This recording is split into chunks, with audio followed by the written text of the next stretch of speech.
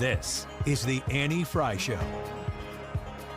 Welcome to the Annie Fry Show. Thank you for tuning in with us today. Exciting day here for us because we are starting the show off with an in-studio guest, and that in-studio guest is Congressman Mike Bost, and he's from Illinois' District 12, and we're happy to have you here. Congressman, thanks for being with us today. Annie, thank you for having me in. Appreciate it. There's a million different things to talk about right sure. now. So I think the biggest thing that I keep hearing the President of the United States talking about is, why have you not passed the border, or excuse me, no, not the border funding. Why have you not passed the funding for Ukraine and Israel, the package that was sent over to the House from the Senate? All right, that's pretty good, easy explanation. Easy. One, yeah, I would vote for the Israel by itself, but when we talk about Ukraine, unless we put some guides in place. Now, the first two times I voted for Ukraine funding, because I believe we need to make sure we're stopping Putin. But the problem is that Ukraine has a tendency to not necessarily direct the money where it actually needs to go for beans, bullets, and Band-Aids. And we've caught them at that. So unless you put in the language something that actually allows for us to do oversight of how the money is spent, that's not exactly the best thing to do with our taxpayers when we're already in debt to where we are. I do believe we need to support our allies, and I think Ukraine, by supporting them and helping them in this fight, it keeps that fight from coming to us. As far as Israel, we can send them. I would support that funding because they actually are very good about where they spend their money, mostly in the Iron Dome protection, mostly in the actual battle to defeat Hamas. And so we know, and they're our greatest ally. Right. Ukraine, remember, they came off of the spinoff of whenever the USSR broke up, and because of that, bribery and skimming off the top is pretty common in the country, and we just need to make sure we have the oversight. So Congressman Mike Bost in studio with us. He's going to be here with us for 2 segments, so we're excited to be able to bring your questions to him as well. Join us on the Annie Fry YouTube channel.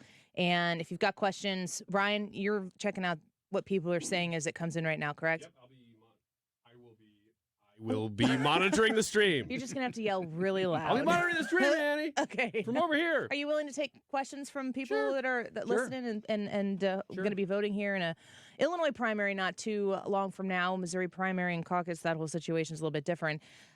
Would you support and vote for a bill to fund Israel before the border?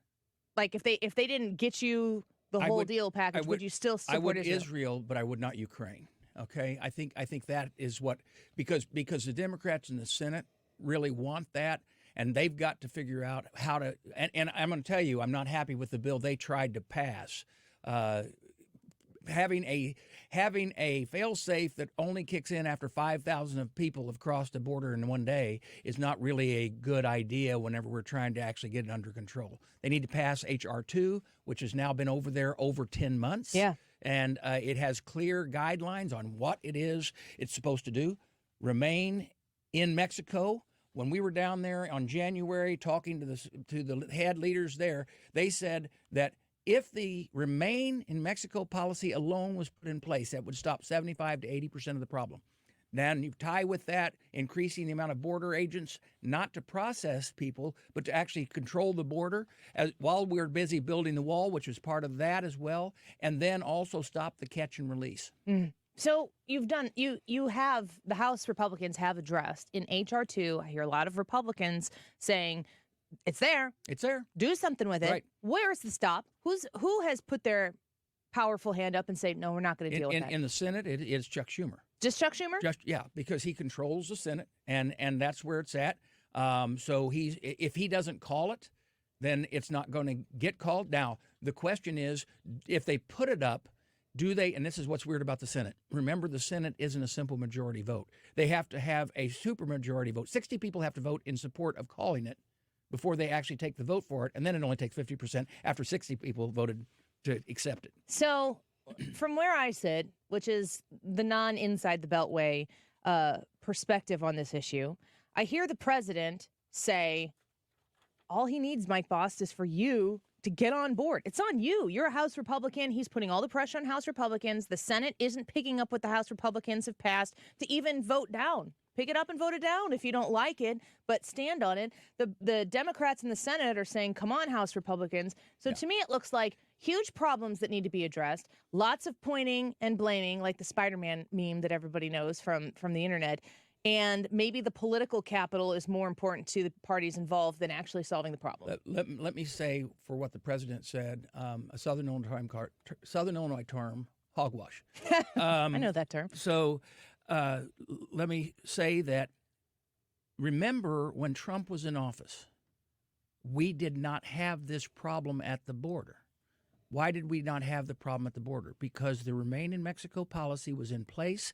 The Mexican government was forced, because of fear of tariffs, to not do what they're supposed to do under international law, which not allow people to pass through their country because they can be the sanctuary if they choose to be, and not send them on to us. The Remain, Trump never did the catch and release. Trump was building the wall. All of that stopped. Those were all done by administrative rule.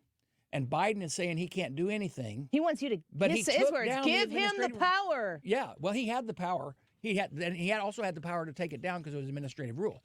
I would prefer it is in law, but for President Biden to say he can't do it without Congress, that is ridiculous. Trump did it. He can do it.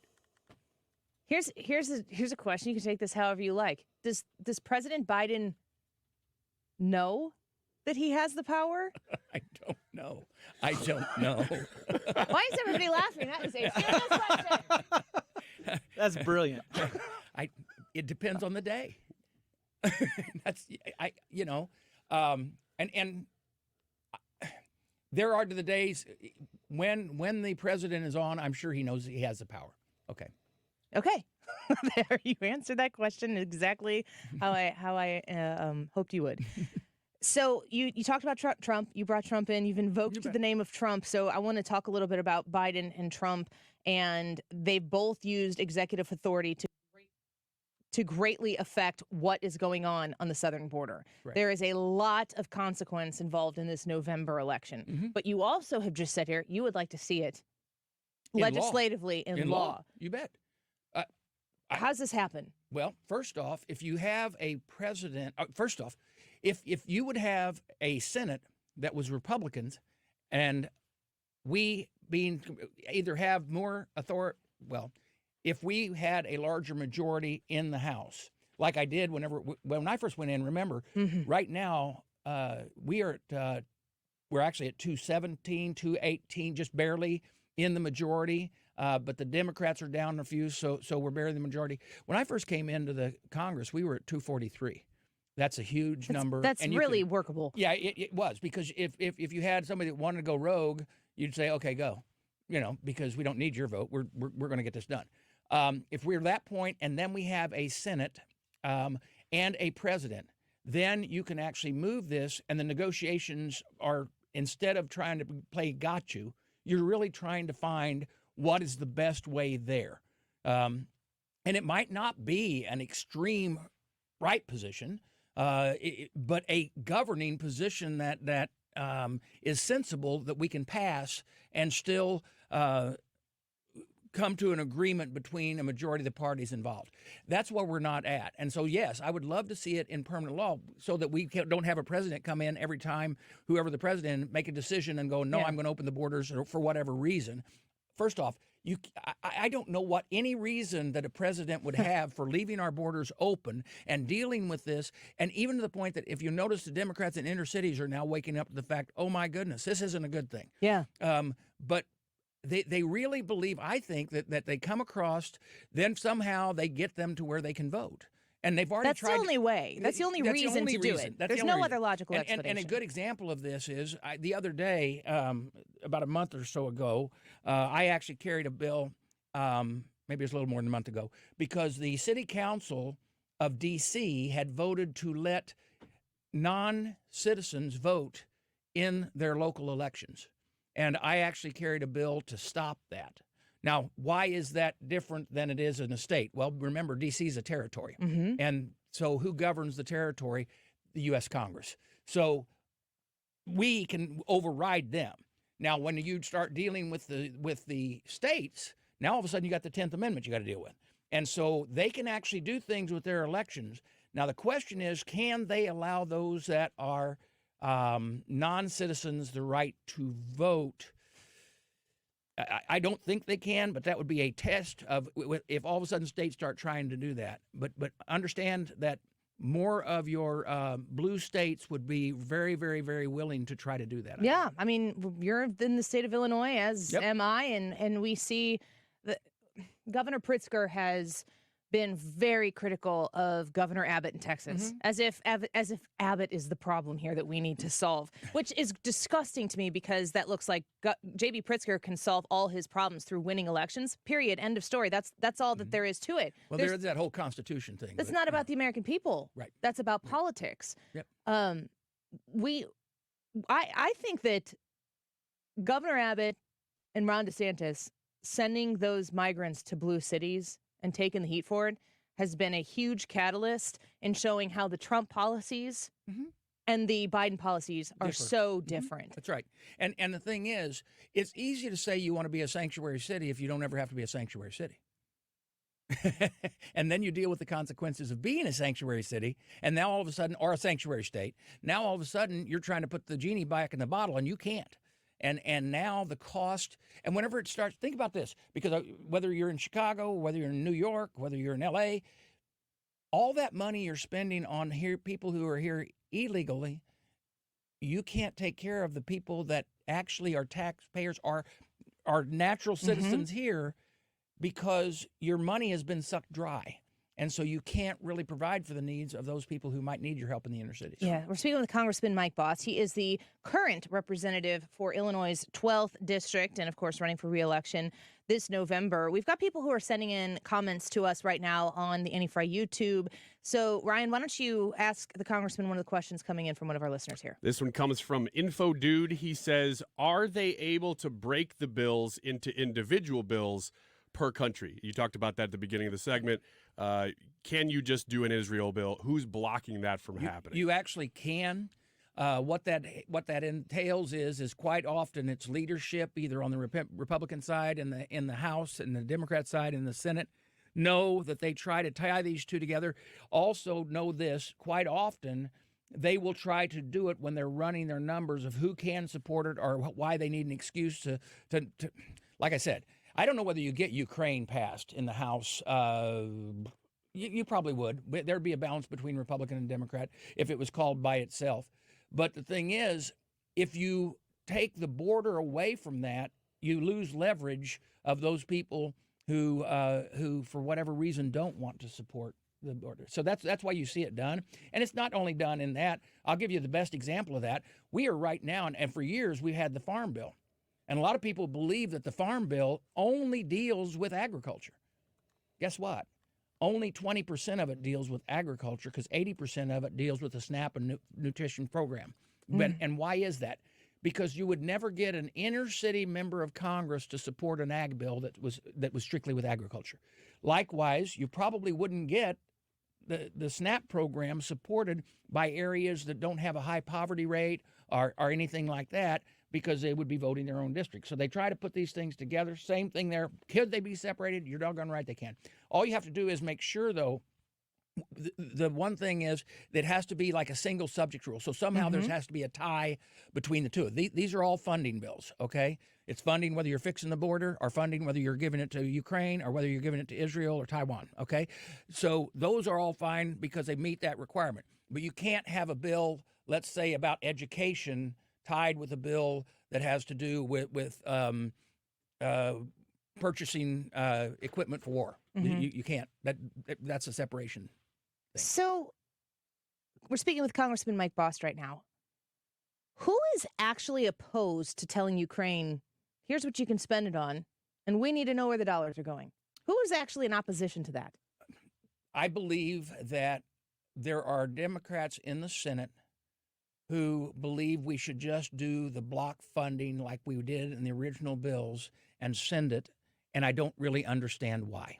Are they being asked that question publicly on record? Some are, and some just don't answer. They just claim, well, for Ukraine. You know, if they have a large portion of their district that is Ukrainian, people who are here that are one generation or two generations away from Ukraine. We have that in Chicago. There's a couple districts that actually, they are Ukrainian communities, and I would say that they would argue that just send it. You do it for Israel, just send it without strings attached. That's pretty hard for me because I know, like I said, it's not anything bad against the Ukrainian people, but it is against the way they think when they do their government. They have a storied history of corruption. Correct. I can tell you of a time whenever, as a state legislator, I went over right after the breakup. There was a whole group of state legislators from Illinois that went over to watch because the Illinois National Guard was in a 19 Army war game, and we went over to watch. We had missed our window, and a general required $500 in payment just to allow us to fly back out. And from back out from Ukraine? Yeah. So this is the type stuff they do. Whenever I heard that, we're going to charge you $500 to leave the show too. Yeah, actually, we'll make it $250. We'll take it easy on you. $250 per person. Yeah, that's right. In the room. I just, some of these things from the outside looking in seem very simple. I understand that when the sausage is being made, it's not simple, right. But I do wish these people would be held accountable, which is why I wish that we had a more voter, taxpayer, citizen advocate media that would pressure these people to answer these questions. You need the media to do that, but you also need the people. Look, I'm pretty sure that the people who are listening to your show spend a lot of time studying to figure out. But I'm going to tell you, the average person, they get home from work, they're going to want to watch sports, a comedy. Yeah, they keep their this is their intense. head out of the politics, and you know, a lot of the stuff we deal with. There's a term in D.C. Very wonky, okay? And wonky means that we are focused on, so. So wonky means that you get down into the details of why a bill can pass. Also, then you also learn, what the policy is to move a bill through the House, where your pitfalls might be. Everything, and I'll really bore your audience by going, for instance, when we quite often pass a bill, there is a bird rule in the Senate, and it has to go over to the Senate and make sure there's no violation of, and this was a former Senator Byrd that put these all in place. And so it's actually called a bird bath. Oh, there you go. That's a good. I like that one. And so you start learning this stuff, but for the average person, they're like, I don't care, just pass the bill. Just do it. Yeah. We sent you there to do something, get it done. Yeah. And of course, we know that our forefathers didn't really create the American government system to move at a rapid, speedy pace. No. When they make the statement, it takes an act of Congress. Yeah. That's because that's not a time positive thing. We've got Congressman Mike Bost in studio with us. He is your representative in the 12th District of Illinois. He's also the chair of the House Veterans Affairs Committee, and he's going to stick with us for one more segment here. So if you've got questions, Ryan's monitoring them. I know he's got several here. One of them wants to know about tax dollars in the state of Illinois and its connection to possibly supporting illegal immigrants. Another one is asking us some questions about U.S. Steel, which I know that you know a lot about. So stick around for that. We'll ask Congressman Mike Bost about that. And I am going to play for him a clip that we had on our show on Friday when we had Congressman Matt Gaetz, Congressman Bost's colleague, on the show making a comment about Congressman Bost. We'll see what Bost's response is when we come back. Not every district is the same, but the real problem I have is it's corrupt up there, and both parties participate in it. I'm the only Republican in the Congress who doesn't take any lobbyist money or any political action committee money. I just fund my campaign through the people, and then the strings aren't attached. And I see how that affects people like Congressman Bost and so many. And it's not even a partisan critique. So I want people to have my back, to come to Congress, to be patriots like Darren Bailey. That'll be the message we're sharing tonight. Heron Civic Center at 5 p.m. So that was Congressman Matt Gaetz, who we booked for the show Friday, during the show on Friday. That I wish I would have had more time to prepare for a conversation with him, but grateful that they reached out and wanted to come on the show. We had, Brad, you can confirm, we have had Congressman Bost booked to be in studio today before. Yeah, we had him booked. I think it was Wednesday of last week that we had him booked. Yeah. So we had Congressman Bost in here, scheduled to come in. Matt Gaetz comes on the show Friday, throws darts on the Annie Fry show towards Congressman Bost because Gaetz is in town stumping for Darren Bailey. You two are in a primary together, and I thought the right thing to do would be able to give you an opportunity to respond on this show to that. All right. So what Matt Gaetz said is that he doesn't fund with now. When he first came there, he did, okay, and then what he discovered through social media by doing radical, off-the-wall things. There is a group out there that follows him online, and they'll send him large contributions of money from around the nation. Let me tell you that, and that's the problem. He's more worried about getting likes on social media than actually governing. We have to govern. Now, I'm a conservative that governs. Okay, that is really what is required. Look, in a perfect world, they'd all think exactly like me, but it's a representative form of government. Matt, on the other hand, is known to be the rock thrower in the room, and quite often living in a glass house while he's throwing rocks. But he will, well, the best example was why he really, and what the inside baseball was, why he made a motion to vacate the chair from Kevin McCarthy. One, he did it because Kevin wouldn't do some things that he wanted done, which will come out later. But the real issue was that his likes on his Facebook were slowing down and the contributions on his social media were slowing down. So if you do something really radical, then you can do that. Now, then he also built on that over the 3 weeks we were out without a speaker, even to the point that it was causing us to have trouble to come to an agreement on the speaker.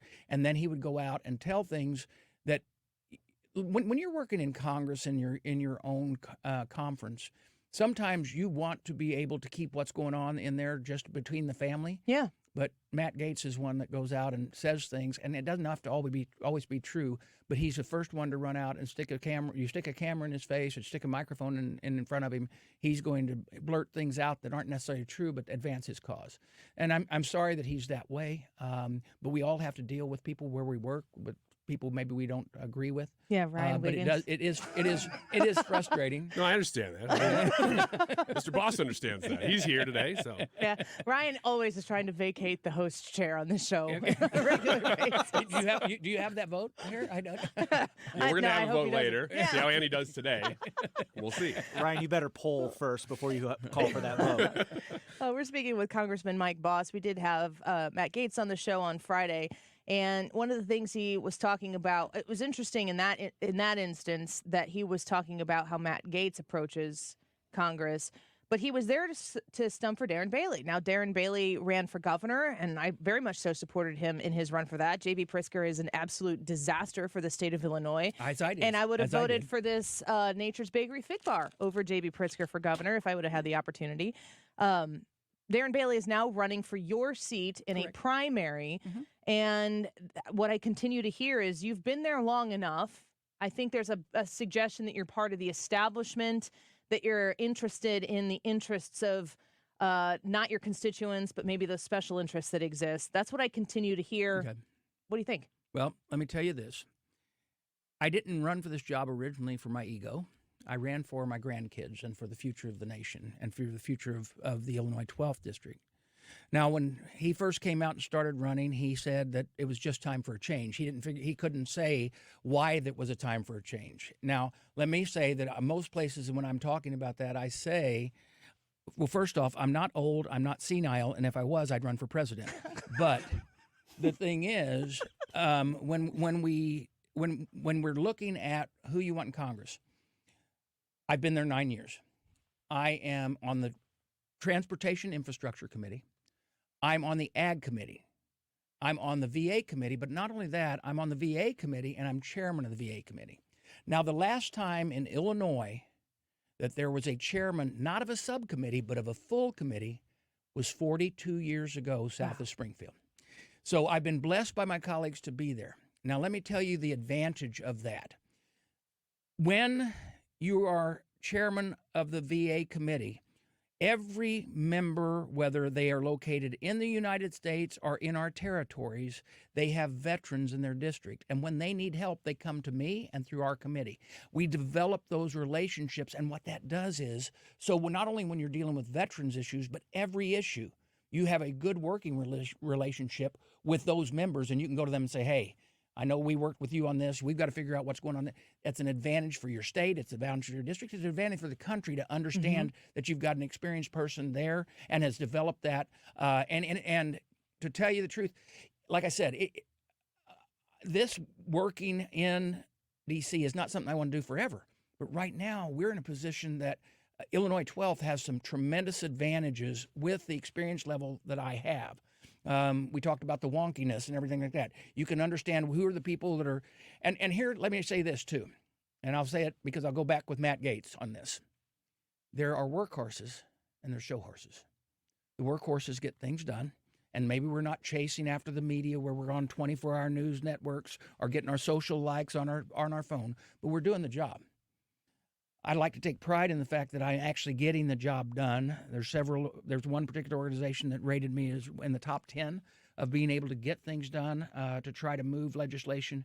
And so all the arguments seems more like I just want a job than it does that I want to do a good job and I want to do what's best for the Illinois 12. Yeah, holding experience against you is only a problem if the experience isn't representing the people. Correct. In your constituency. Ryan has a question about U.S. Steel, and we were talking before we came on the show about when Donald Trump came to U.S. Steel, and Congressman, I was at that event, and it was such a happy place to be. You bet. We brought 3,000 people back to work. Let's listen to Ryan. Go ahead and read the question from the listener right now, and we'll give the Congressman an opportunity to respond. This is from a listener named Steve, who's in St. Clair County in Illinois. He says, would the representative be able to discuss U.S. Steel? What's been going on with U.S. Steel? Let me tell you what I can tell you everything. I was former co-chairman of the Steel Caucus in Congress, and understand that I used to represent Alton and also Granite City. Now the maps are different. That being said, I still have a understanding of this. So what happened is as President Trump all of a sudden saw what was happening with dumping of illegal steel, and through the Commerce Commission, Commission head was Ross at the time, he directed us to go and implement what was known as the 232. The 232 is basically says that we're going to put tariffs on certain things because it is endangering the national security. Well, we only had a few places left producing United States steel, and we only had one place producing the cable that goes in all of our transformers. All the rest was being bought from China. So the 232 was put in place. That brought those 3,000 jobs back. So that was wonderful. They're working. Everything's great. Then the state of Illinois changed their energy policies. Though U.S. Steel won't say that's the reason. They'll say, well, there's many reasons. I wonder why. But basically, because they can't, it is so expensive to burn through the amount of energy that it takes to produce the steel. They are building the new plants in Arkansas, and they're moving the jobs to Arkansas. Because of Illinois. Because of Illinois law. So Illinois government has caused Granite City to lose all of those jobs. And they're going to see Sarah Huckabee Sanders. They're going to Arkansas. Now, the other concern I do have, okay, even though Japan is our ally, okay, a Japan interest is talking about buying U.S. Steel. I think that that's a very scary thing. I think that's, look, like I said, they're our ally today, but what if they're not in the future?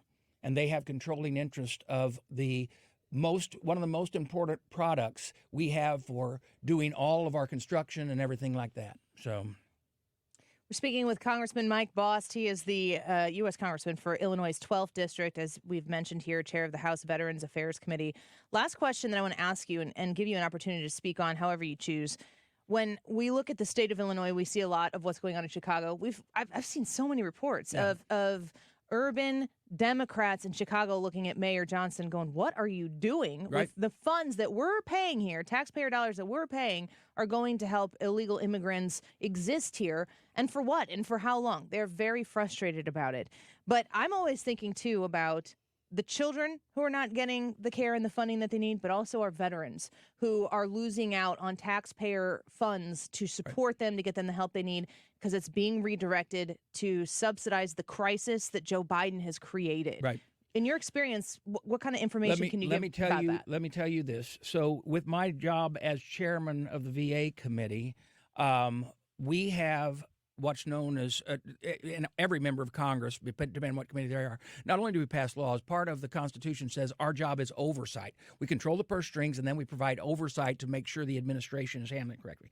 We had a whistleblower come to us basically saying that the VA was paying for health care of those that had come across illegally. So we immediately went into an investigation of oversight. It was going through the VA.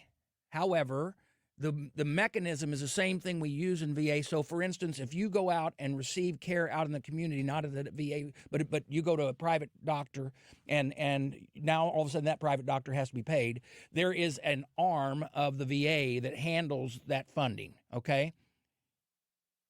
What happened is the Homeland Security, when dealing with these health issues on the illegal immigrants, they were sending money through the VA's pipeline and reimbursing the VA and paying them for services. But the problem is, our question, and this is where we're still on oversight there, is to say, okay, fine, you're paying for it out of this bucket of money over here, which people still have problems with, but you say it's not costing the VA, but is it costing the VA time that they should be paying for those services that we're giving to a veteran? Yeah. That's why we have to do the oversight on that, and that's from our side. As far as what's happening to take money away from veterans through the state funds, don't have the access to do oversight on that. The state legislators would have to check that. But, I mean, same thing could be happening. Man, it's very difficult to see how big. I mean, the problem of the illegal immigration seems to be exponentially growing and reaching into areas, communities, and people kind of waking up to how big this problem is. That I fear that it is. I fear that it is going to get past the point of being able to fix, and we're going to have to deal with it. When we talked earlier about H.R. 2, if we put H.R. 2 in place today, and we stopped, because that's what we have to do. We have to stop the bleeding, right? Stop what's flying over. The amount of years it's going to take us to track down everyone who has even come across, and they were registered and brought over and did the catch and release. You can't put that back. And the cost that it's going to cause. So I think the numbers they were telling me was there are, based on the children alone that are being reported that are coming across with parents, we are creating enough for as many as 30 school districts a week. Oh, my gosh. Think about that. 30 school districts a week that are going to have to be expanded out here throughout this nation. And so many of us, depending on which state you're in, on the funding for education and everything like that, the argument of course, we'd like choice, but the argument of, okay, I'm going to have to fund this. And then remember this. When an illegal comes in, and odds are they don't know the English language, the whole class is slowed down because you have to educate at the level of the least one being educated. Yep. And these are the things that the American people have to wake up to, that of all the problems it's caused. I have no problem with legal immigration, a majority if that's the only reason we're here. But legal immigration occurs when you have a controlled border, you have an entry point where we can check that. It's for our homeland security, for the being able to handle our budget. The list goes on and on and on, that if we don't get this under control, if it's not already too late. Whew. Well, we need people in Congress, certainly, that understand how to fix these problems. And I know that you were pushing hard for another opportunity from the constituents in your district in the 12th to earn that back from them. BostForCongress.com, is that the campaign website? If people want to learn more about you or support you, it's going to be an interesting primary here. I know that there is a lot at stake for every person that we send to Congress, and I've always appreciated my opportunity to speak with you, and I thank you for coming in here today. Thanks for having me in, and we're going to keep out there, and we've got about a month left of this campaign, and but during that time I'll still be doing the job as chairman and still doing the job as congressman. So fantastic. Thank you. We'll have you back soon. We appreciate you, Congressman Mike Bost, the representative for Illinois' 12th District, chair of the House Veterans Affairs Committee. Go check them out at bost.house.gov or also bostforcongress.com.